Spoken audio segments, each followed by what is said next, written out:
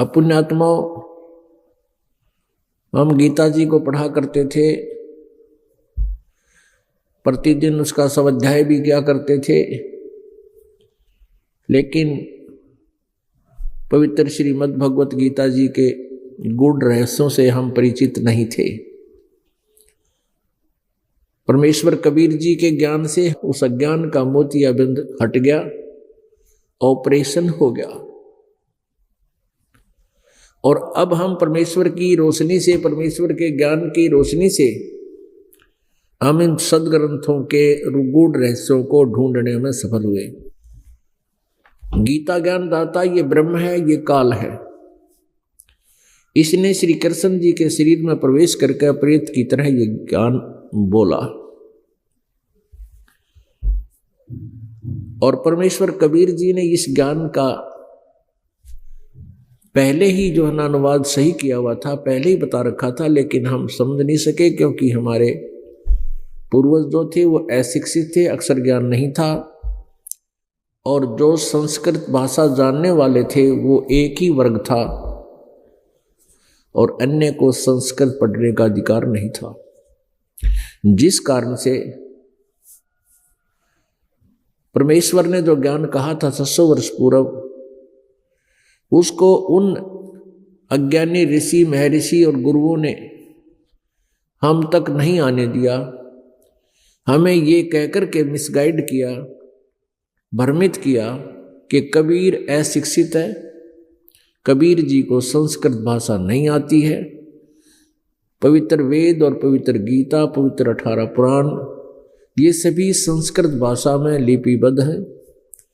इसलिए कबीर जी सदग्रंथों को नहीं जानते, और हम जो कह रहे हैं वो नकली गुरु ब्राह्मण कहा करते कि हम जो बता रहे हैं ये सत्य है। तो उस समय तो उनका दांव लग गया, और वो पूरे विश्व को, यानी पूरे मानव समाज को, हिंदू समाज को इन नकली गुरुओं ने भ्रमित कर दिया। आज परमात्मा के द्वारा दिया गया वही ज्ञान सभी सदग्रंथों से मेल खाता है,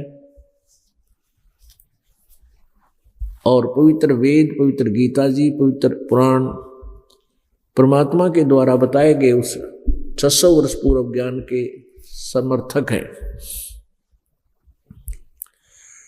अब इनसे हमें क्या लाभ होगा कि हम परमात्मा को पहचान सकेंगे, हम उस परमात्मा के पाने की विधि का भी निरीक्षण कर सकेंगे। और अब हम शिक्षित हैं, सदग्रंथ अनुवादित हैं, अनुवाद भले ही उन्होंने किया है जो संस्कृत भाषा के जानने वाले हैं, फिर भी गूढ़ रहस्य ऊपर आए हैं। उन्होंने बहुत सी कोशिश की है अपनी अधूरी सोच से उन सदग्रंथों के अनुवादों में गड़बड़ी करने की, लेकिन परमात्मा के ज्ञान से आज हम उनको, उनके द्वारा किए गए उस अनर्थ को हम अच्छी तरह समझ सकते हैं। उदाहरण के तौर पर गीता जी अध्याय नंबर 7 के श्लोक नंबर 18 में अनुत्तम शब्द को इन्होंने अति उत्तम अर्थ कर दिया। किन्होंने? जिन्होंने गीता जी का अनुवाद किया हुआ है इस दास से पूर्व। उनकी बुद्धि यहाँ तक अड़ी रही कि ये परमात्मा अपने से और किसके विषय में कह सकता है, और अपनी साधना को अनुत्तम नहीं बता सकते, इसलिए अनुत्तम का अर्थ उन्होंने अति उत्तम कर दिया, जहां से पूरी गीता का भाव ही बदल गया। अगर यहां वो अनुत्तम का अर्थ अनुत्तम लिख देते, यानी व्यर्थ लिख देते, घटिया लिखते, तो पाठकों की जिज्ञासा बढ़ती कि भी परमात्मा ने, भगवान ने जो गीता बोल रहा है, उसने अपनी साधना को अनुत्तम क्यों बताया, फिर वो उत्तम साधना कौन सी है। जब इन्होंने अनुत्तम का अर्थ ही अति उत्तम कर दिया तो श्रद्धालु पाठक इस बात पर ज्यादा जोर नहीं दे सके अपने दिमाग पर, उन्होंने यही मान लिया अनुत्तम माने अति उत्तम ही होता होगा। क्योंकि परमात्मा अपने से अतिरिक्त किसके बारे में अनुत्तम कहे, यह बात न्यों बिगड़ी। गीता जी अध्याय नंबर 18 के श्लोक नंबर 66 में गीता ज्ञान दाता कहता है, अर्जुन यदि तूने उस परमेश्वर की शरण में जाना है तो सर्वधर्मान परित्यज्यमाम,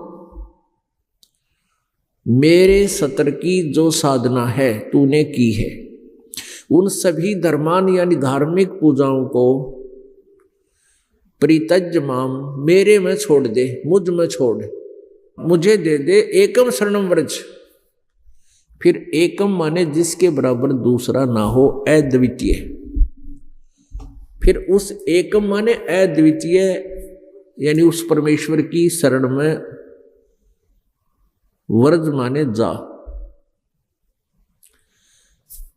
सर्वधर्मान परित्यज्यमाम एकम शरणम व्रज, अहम तवा सर्व पापेभ्यः मोक्षामि मा शुच। गीता ज्ञानदाता कहता है कि सभी मेरे सतर के जितने भी धार्मिक अनुष्ठान तूने किए हैं, कौन कौन से हैं? ब्रह्म सतर के, ब्रह्म कहो चाहे काल कहो, ब्रह्म सतर के जो साधना है ओम नाम का जाप है, और ये 5 यज्ञ हैं। एक यज्ञ धर्म की, दूसरी यज्ञ ध्यान, तीसरी यज्ञ हवन की, चौथी यज्ञ प्रणाम, और 5वीं यज्ञ है ज्ञान। इन 5 यज्ञों का जो अनुष्ठान है और साथ में ओम नाम का जाप है, ये ब्रह्म तक की पूजाएं हैं, धार्मिक साधनाएं हैं। तो गीता ज्ञानदाता कहता है कि ये जो जैसे हम 3 नाम का जाप जपते हैं, गीता जी अध्याय नंबर 17 के श्लोक नंबर 23 में कहा कि ओम तत्सत इति निर्देश है ब्रह्मण त्रिविध समर्थ है। ब्रह्मण माने सच्चिदानंद घन ब्रह्म यानी परम अक्षर ब्रह्म का ओम तत्सत, ये 3 मंत्र का, इस 3 नाम के जाप का निर्देश कहा है। 3 प्रकार से इसकी विधि, 3 प्रकार से इसका जाप है, 3 प्रकार से इसकी साधना की विधि है, और ये है उस परमात्मा के पाने का अनुष्ठान जप। अब उसमें ओम नाम तो क्लियर है, ये ब्रह्म का जाप है, और तत् और सत ये सांकेतिक शब्द हैं। ये तत् जो मंत्र है ये परब्रह्म का जाप है, अक्षर पुरुष का, और ये गुप्त है, सांकेतिक है, ये दास बताएगा, तत् नहीं। तत् तो एक संकेत है, उसका कोड वर्ड है, और वास्तविक मंत्र कोई और है। और सत ये परम अक्षर ब्रह्म का, जो गीता जी अध्याय नंबर 8 के श्लोक नंबर 3 में जिसके विषय में कहा है, गीता ज्ञानदाता ने, अर्जुन ने पूछा था 8वें अध्याय के प्रथम मंत्र में कि अर्जुन, हे भगवान, आपने 7वें अध्याय के 29वें मंत्र में जिस तत्व ब्रह्म के बारे में जानकारी दी है, तो वो तत्व ब्रह्म कौन है, क्या है?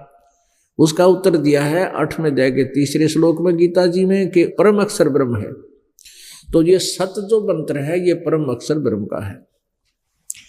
तो यहाँ गीता ज्ञानदाता 18वें अध्याय के 66वें श्लोक में कहता है कि तूने उसकी शरण में जाना है तो ओम नाम का जो जाप और 5 यज्ञ ये मुझ में छोड़ दे।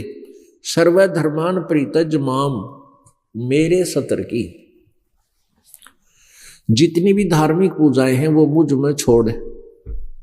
एकम शरणम व्रज, एकम माने जिसके बराबर दूसरा ना हो, अद्वितीय सर्वशक्तिमान, उस एकम उस सर्वशक्तिमान परमात्मा की शरण में व्रज माने जा।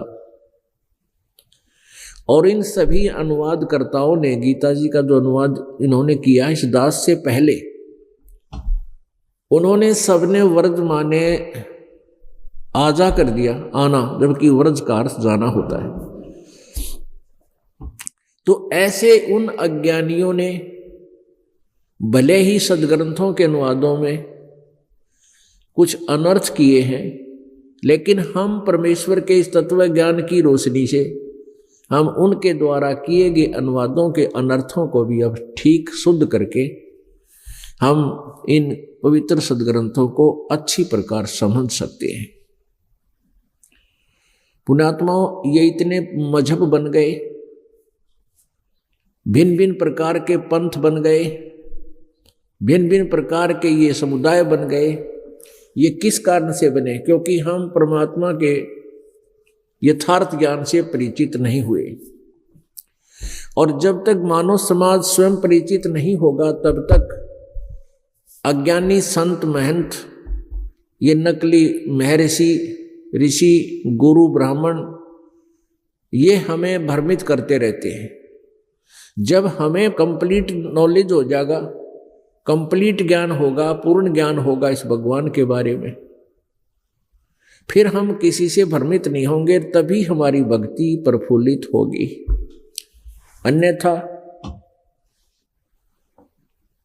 हम ठीक भक्ति करते हुए किसी दूसरे के द्वारा भ्रमित होकर के उस मार्ग को त्याग कर हम कुमार्ग पर चल पड़ते हैं।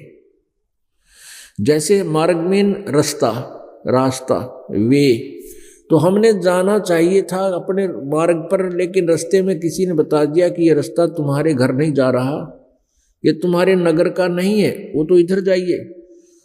तो उस नालायक ने आप जी को गलत दिशा दे दी और आप अपने घर ना जा करके विपरीत दिशा में बहुत दूर चले गए।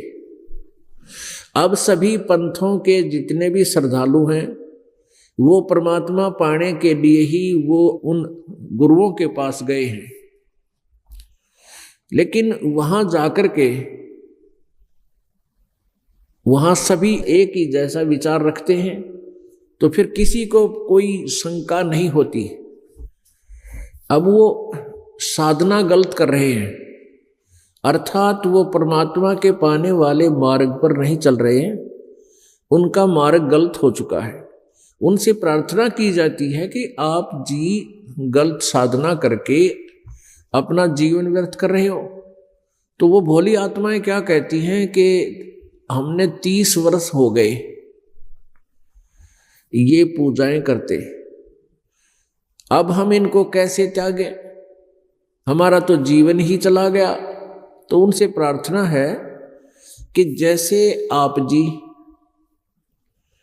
हिसार से दिल्ली जाना चाहते हो, हिसार शहर से दिल्ली जाना चाहते हो और आपको किसी ने गलत मार्ग दर्शन कर दिया और आप पटियाला पहुंच गए।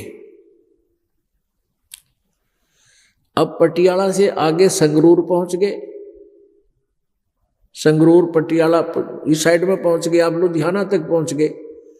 अब वहां कोई आपसे कहे कि भी आप कहाँ जा रहे हो, आप कहते हो हम दिल्ली जा रहे हैं। इधर दिल्ली जाने का कौन सा रास्ता, आप तो लुधियाना जा रहे हो, कहाँ से आए हो, कि हिसार से। अब उनसे कोई कहे कि दिल्ली तो बैक जाना पड़ेगा आपको, बहुत गलत आगे, बहुत दूर आगे। अब वो व्यक्ति ये कहे कि हम इतनी सफर करके आए हैं 200 किलोमीटर, अब इसको कैसे छोड़ दें, हम वापस कैसे जाएं, क्यों जाएं, हमने तो बहुत सफर कर लिया। वो सफर ही गलत कर लिया, उसको से तो वापस होना ही पड़ेगा, तभी आप दिल्ली पहुंच पाओगे। ठीक इसी प्रकार जो श्रद्धालु जो साधना कर रहा है, चाहे वो 10 वर्ष से कर रहा है, चाहे 20 वर्ष से कर रहा है, चाहे 25-30 से कर रहा है, यदि वो शास्त्र विरुद्ध साधना है, अपने घर जाने का रास्ता है ही नहीं, उसको त्यागना ही श्रेयकर है और उसको त्याग कर वापस ही आना पड़ेगा, अन्यथा दूरी बढ़ती चली जाएगी। फिर समस्या आती है कि गुरु को बदलना नहीं चाहिए, गुरु एक ही होता है जीवन में। नहीं, ये भी धारणा ठीक नहीं है, ये भी अज्ञानी लोगों ने बना रखी है। गुरु का अर्थ होता है मार्गदर्शक। दूसरा समझिए कि हम जन्म मरण के दीर्घ रोग से ग्रस्त हैं और गुरु एक वैद्य होता है। और जिन गुरुओं के पास, जिन वैद्यों के पास तुम ट्रीटमेंट आप जी करा रहे हो, उन्होंने जो आपको विधि बताई है भक्ति की, अर्थात जो आपको ट्रीटमेंट दिया है, वो गलत है, तो उस डॉक्टर को त्याग देना उचित है। इसी प्रकार गुरु को त्यागना, जो जिनके पास मोक्ष मार्ग नहीं है, उस गुरु को तुरंत त्याग देना चाहिए, चाहे आप वहां 20 वर्ष से हो, चाहे 40 वर्ष से हो,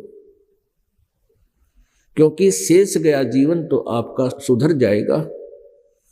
शेष बचे हुए श्वास तो आपके भगवान के लेख आवेंगे। पुण्यात्माओं, पूरी पृथ्वी पर वर्तमान में किसी के पास भी यथार्थ ज्ञान नहीं है। और कुछ एक कबीर परमेश्वर जी की वाणी को पढ़कर सतलोक अधिक सचखंड की थोड़ी बहुत महिमा गाते हैं, तो उनके पास साधना ठीक नहीं है, उनकी वे ऑफ वर्शिप ठीक नहीं है, उनका ट्रीटमेंट ठीक नहीं है, तो उसको त्याग देना चाहिए। वर्तमान में इस दास के अतिरिक्त 21 ब्रह्मांड में कोई भी इस तत्व ज्ञान से परिचित नहीं है और उसको ये यथार्थ मंत्र देने का अधिकार नहीं है जो दास को है। तो समझदार को संकेत बहुत होता है, इतना ही काफी होता समझने के लिए।